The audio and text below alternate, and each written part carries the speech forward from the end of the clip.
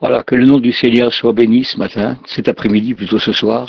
Un peu tracassé de prêcher devant un téléphone, mais c'est un peu compliqué, mais voilà, avec la grâce de Dieu. Merci à Norton, aux frères qui m'ont laissé la place ce soir. C'est une grâce de Dieu de pouvoir annoncer le conseil de la parole de Dieu. Dieu n'a pas choisi des hommes particuliers. Nous sommes que des misérables devant sa face, mais il nous a donné le moyen par l'Esprit de parler de lui.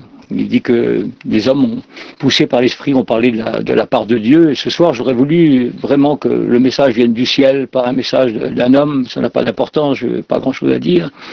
Mais ce soir, j'ai un petit message pour les chrétiens, pour nous encourager, nous fortifier, pour nous mettre en garde aussi peut-être de ce qui doit arriver dans les temps prochains. Vous savez que nous sommes dans les temps de la fin.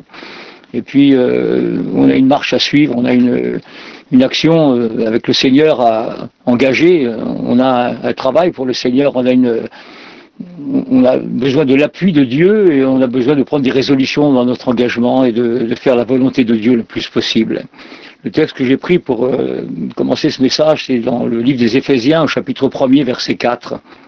Il est dit qu'en lui, donc en Dieu, Dieu nous a élus avant la fondation du monde pour une raison, pour que nous soyons saints et irréprochables devant lui. Pas devant un homme, et devant lui le jour où déjà il avait prémédité depuis longtemps, bien avant la fondation du monde, il avait prémédité déjà le fait que nous serions devant lui un jour. On a été élu, une élection, c'est quelqu'un qui est élu, il est choisi par Dieu, et c'est notre cas à nous, mais pour que nous soyons saints et irréprochables, qu'on ne puisse pas nous faire de reproches quand on sera devant lui. Et puis, il nous a prédestinés, mais pas n'importe comment, dans son amour, à être ses enfants d'adoption par Jésus-Christ. Ah, l'amour du Christ manifesté sur la croix, l'amour de Dieu manifesté sur la croix, personne d'autre n'aurait pu aller au bout de ce chemin de misère, de souffrance. Lui, il y a été par amour. Et cet amour du Christ, nous devons le ressentir, nous devons le vivre chaque jour. Et puis, nous sommes devenus des enfants d'adoption. Adopter, vous savez, dans le monde, il y a des gens qui adoptent des enfants, et puis c'est merveilleux, c'est formidable d'adopter des enfants, des petits malheureux qui n'ont pas de parents, qui sont abandonnés de tous. Et puis nous, sans le savoir, on était comme ça. On était errants dans le monde, on ne savait pas, on avait peut-être nos parents charnels, mais on était abandonnés de Dieu, la colère. T'as été coupé, Didier. L'adoption, mais pas n'importe quelle adoption. Dans le monde, on adopte des enfants, je le disais, et puis c'est vrai qu'on peut être adopté, c'est merveilleux d'être adopté quand on enlève la misère de certains enfants, qu'on les met dans un foyer avec la chaleur humaine, c'est merveilleux. Mais nous, on était errants comme cela, on était misérables sur la terre. Et puis un jour de grâce, on était adoptés, mais pas adoptés par n'importe quel homme, pas par n'importe quel foyer.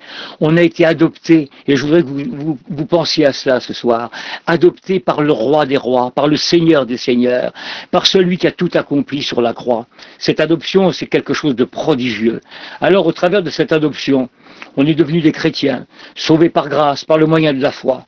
Mais j'aurais voulu, moi, ce soir, qu'on prenne conscience qu'il y a une vie livrée à Christ. On ne peut pas vivre une vie n'importe comment, une vie chrétienne.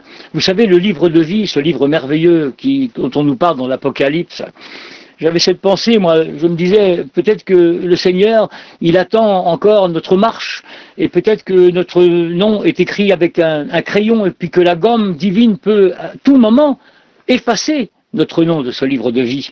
Alors, ce soir, au travers de la parole de Dieu, je voudrais que chaque chrétien, chaque chrétienne qui écoute ce message, prenne conscience de ce que nous avons à vivre, une vie totale avec le Seigneur Jésus. Hébreux 12, 14 nous dit « Recherchez la paix avec tous et la sanctification, sans laquelle personne ne verra Jésus, personne ne verra le Seigneur. » Et le but de notre vie, à nous, c'est quoi? C'est de le voir dans sa grandeur, dans sa majestuosité, dans son amour, dans tout ce qu'il représente pour nous. Alors, ce que Dieu nous demande à nous ce soir, à nous chrétiens, c'est une vie cachée en Christ. Une vie cachée en Christ, une vie, vous savez, des prières, des fois, moi j'ai des prières que j'adresse à Dieu, que ma compagne ne connaît pas, que vous ne connaîtrez jamais, mais que Dieu connaît, il les écoute, et puis il les met en réserve, il les exauce quand il l'entend, parce qu'il est le souverain. Il a tout pouvoir. Et puis cette vie cachée, c'est une vie d'intimité.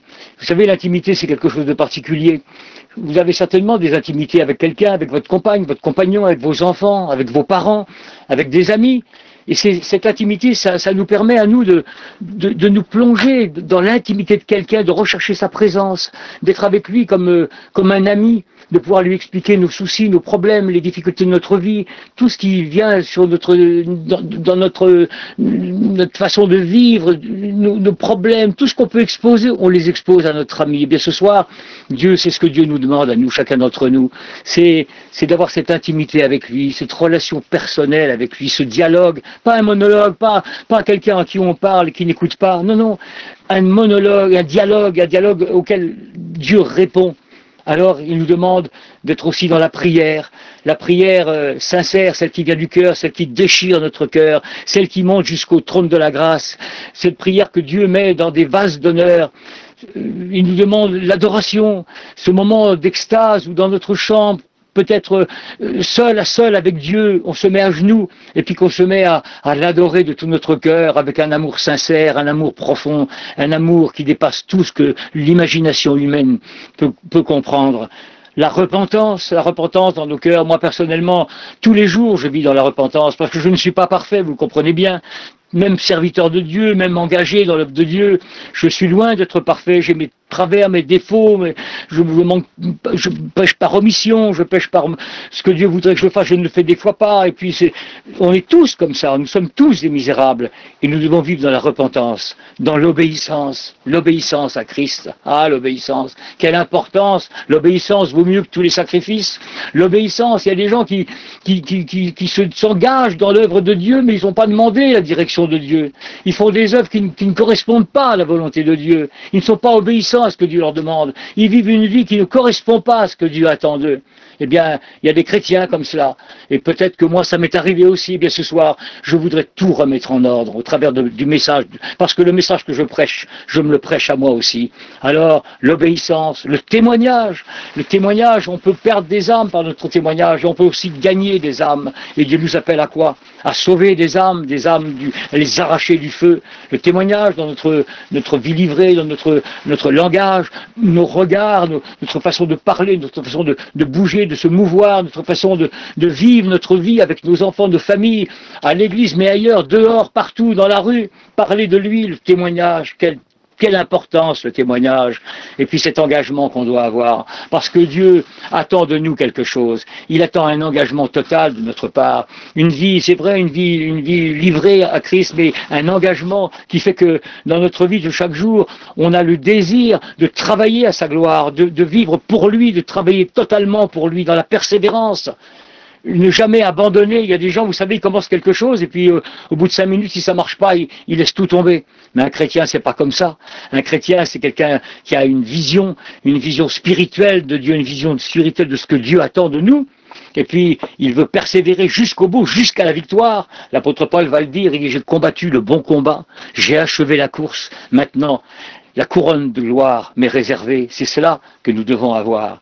Et puis, les chrétiens, voilà, les chrétiens qui n'ont peut-être pas compris, qui ne sont pas nés de nouveau. Vous avez vu, dans Jean 3.1, Nicodème, cet homme de la loi, qui connaît la loi, il connaît tout, il connaît beaucoup de choses, et puis il va s'approcher de Jésus la nuit, il va venir lui trouver, il va lui demander, faire une demande, il va lui dire, que faut-il faire pour hériter la vie éternelle? Et Jésus va lui répondre, celui qui ne naît pas d'eau et d'esprit ne peut pas entrer dans le paradis. Alors, il y a des chrétiens qui sont des baptisés, n'ont pas tout compris. Ils sont à la traîne, à la dérive des fois, et puis ils sont malheureux. Et puis la nouvelle vie, la nouvelle naissance, c'est l'abandon total de soi, c'est le renoncement, c'est être sensible à l'Esprit, soumis à l'Esprit Saint, c'est travailler à sa gloire, mais en ayant toujours la parole de Dieu, vivre la parole de Dieu quotidiennement. L'abandon de soi-même au désir du monde, c'est nous dépouiller du vieil homme corrompu, le vieil homme corrompu que nous étions dans le monde, avec toutes les ruses, tous les vices que nous avions pour gagner notre vie, pour entourlouper les gens, pour peut-être voler, je ne sais pas, pour ceux qui faisaient ça, je ne sais pas, mais la nouvelle naissance, c'est l'abandon de toutes ces choses, c'est le renoncement, c'est changer totalement de peau, c'est comment je veux dire, se décharner totalement, c'est changer totalement, une transformation totale, complète de notre être. Alors, il y a des chrétiens aussi, et je voulais le dire ce soir, parce qu'il y a beaucoup de chrétiens qui sont gémissants, des chrétiens qui se plaignent souvent. Ah, la vie chrétienne, c'est dur, c'est difficile. Et vous savez, Jésus a dit une parole, il a dit, mon joug est léger. Et voilà, et puis il nous demande quand même de porter notre croix, mais pas la croix qu'il a portée, parce que personne ne pourrait la porter. Vous avez vu ce qu'il a fait, le Seigneur, pour chacun de nous. Il a été jusqu'au bout dans le jardin de Gethsémani, il n'a pas hésité, il a pris notre péché à la croix, il a pris notre souffrance, notre misère, et le désir de son cœur, il l'a dit dans sa parole. Il a dit, quand je serai élevé de la terre, j'attirerai à moi tous les hommes. Mais il ne suffit pas d'être attiré par Dieu, il faut faire sa volonté. Et puis dans le deuxième livre des Corinthiens, au chapitre 4 et verset 17, il est dit ceci. Il est dit que nos légères afflictions du moment présent, produisent pour nous, au-delà de toute mesure, c'est-à-dire qu'on ne peut pas mesurer, on ne peut pas le mesurer tellement c'est grand, un poids éternel de gloire, un poids éternel de gloire. Eh bien, c'est le désir de notre cœur à nous au travers je ne veux pas minimiser, les souffrances de certains chrétiens. Je sais qu'il y a des chrétiens qui passent par des afflictions terribles, ils passent par de la maladie terrible, ils passent par des deuils, par des souffrances terribles. Mais au travers, par rapport à la souffrance du Christ, qu'est-ce que cela? Et puis, Dieu nous rassure, il nous dit ça va produire pour nous, pour ceux qui souffrent, au-delà de toute mesure qu'on ne peut pas mesurer, un poids éternel de gloire. Alors, regardons ceux qui nous ont précédés. Vous savez, ils n'ont pas eu la vie facile, pas du tout. Regardez ce que la parole de Dieu dit dans le livre des Hébreux. Il dit que des femmes furent livrées au tourment et n'acceptèrent point de délivrance afin d'obtenir une meilleure résurrection. D'autres subirent les moqueries et le fouet, les chaînes et la prison. Ils furent lapidés, sciés, torturés. Ils moururent tués par l'épée. Ils allèrent çà et là vêtus de peau de brebis et de peau de chèvre, dénués de tout, persécutés, maltraités, errant dans les déserts et les montagnes, dans les cavernes et dans les antres de la terre. Tout cela, et c'est là que je voulais revenir, parce que c'est un passage merveilleux. Et c'est pour vous dire, au travers de ce passage-là, qui se trouve dans le livre des Hébreux, à la fin du 11e chapitre, nous allons voir quelque chose de prodigieux.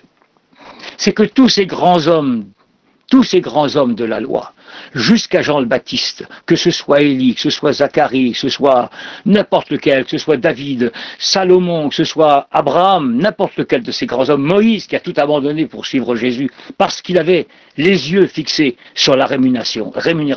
Il a accepté de perdre tout, parce qu'il voulait aller au ciel, au paradis pour l'éternité. Eh bien, tous ces hommes-là. T'as été coupé, Didier. Vous savez pourquoi tous ces gens-là, tous ces hommes-là, tous ces grands hommes de la Bible n'ont pas obtenu ce qu'ils leur attendaient pour l'instant?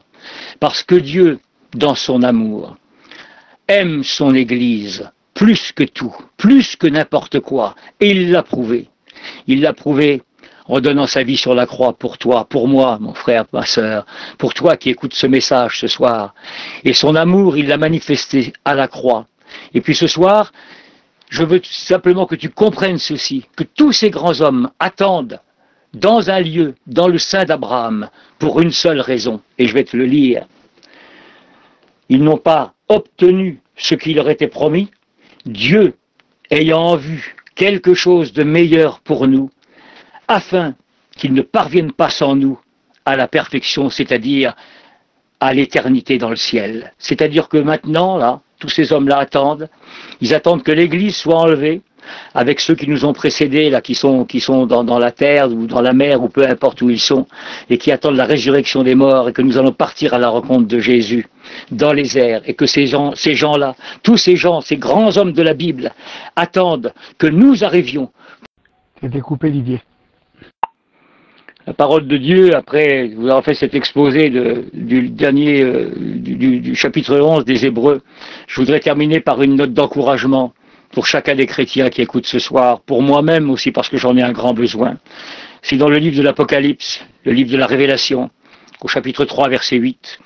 Il est dit, je connais tes œuvres, l'église de Philadelphie, l'église qui nous ressemble à nous, vie et lumière. Voici, parce que tu as peu de puissance, que tu as gardé ma parole et que tu n'as pas renié mon nom. J'ai mis devant toi une porte ouverte que personne ne peut fermer. Alors cette porte ouverte, eh bien, elle est ouverte pour nous les chrétiens. Dans notre sanctification, nous avons la possibilité de rentrer dans le ciel de gloire pour l'éternité. Et puis, au chapitre 4, verset 1er, il est écrit ceci, après cela, une fois que nous serons partis dans la gloire, eh bien, il va se passer tout ce qui est écrit dans l'Apocalypse, le déchaînement de Dieu qui va envoyer toutes les choses sur la terre, la grêle et tous ces gens qui vont chercher la mort, qui ne vont pas, tous ces hommes-là qui vont rester sur la terre, qui ne partiront pas, et qui vont malheureusement finir sur la terre dans des souffrances atroces, qui vont chercher la mort, qui ne vont pas la trouver. Alors ce soir, j'ai un petit mot pour toi qui n'a pas fait encore la paix avec le Christ. Donne-toi au Seigneur, je t'en supplie, au nom de Jésus, sois réconcilié avec le Seigneur. Tu connais la vérité, ça fait des années peut-être que tu viens en réunion, peut-être que tu n'as pas donné ton cœur à Jésus. L'homme n'est pas maître de son souffle pour pouvoir le retenir, tu n'as pas de possibilité, tu n'as pas de pouvoir, tu n'as aucun pouvoir sur rien, tu es comme moi, tu es un misérable, mais moi la différence c'est que j'ai donné mon cœur à Dieu, que je suis sauvé par grâce. Où étais-tu, dit l'Éternel, quand je fondais la terre? Le sais-tu? Eh bien, si tu veux savoir où tu vas aller plus tard, eh bien donne-toi à Christ, parce que c'est le seul chemin, la seule vérité et la seule vie. Que Dieu vous bénisse. Seigneur, dans mon Dieu, je veux prier ton nom, te rendre gloire et grâce, Seigneur, pour ta parole de ce soir, peut-être mal exprimée. Et c'est ce que j'avais sur mon cœur, c'est ce que l'Esprit m'a donné à délivrer ce soir au peuple, Jésus mon Dieu. Parce que je voudrais tellement que tous les chrétiens et les chrétiennes partent ensemble dans la gloire, Seigneur. Ne rate pas cet enlèvement, Jésus. On peut rater des départs dans le monde, mais rater ce départ-là. Ah, Seigneur, quelle tristesse, quelle peine, quelle souffrance. Bénis mes frères, bénis mes sœurs qui sont là ce soir, qui écoutent ta parole. Encourage-nous ensemble, donne-nous des victoires en toi, Seigneur. Bénis, Seigneur, ce zélo, c'est mon Dieu, avec mes frères Norton, avec Donald, avec mes frères que j'aime de tout mon cœur. Seigneur, aimez-vous les uns les autres comme je vous aime. Et c'est le mot que je voulais vous dire ce soir. Que le saint nom du Seigneur soit béni. Merci Jésus. Amen.